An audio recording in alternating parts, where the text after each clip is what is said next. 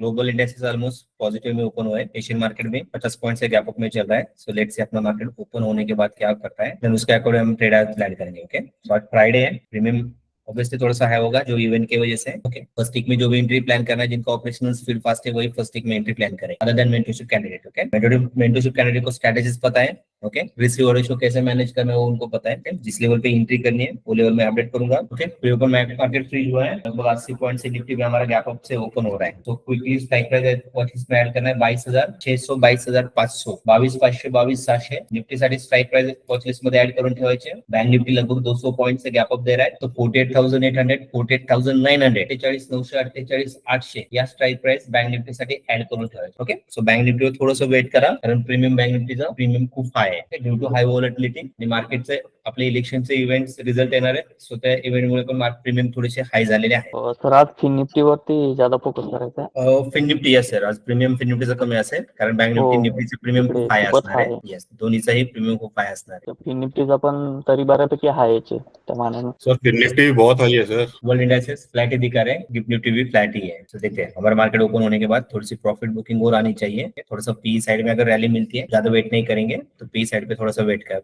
Watch करना। Okay, 49,000 C watch करा sir. 49,000 5 C. Minute okay yes sir, breakout. Okay, 49,000 C check करा method candidate. 49,000 C 940 premium है sir.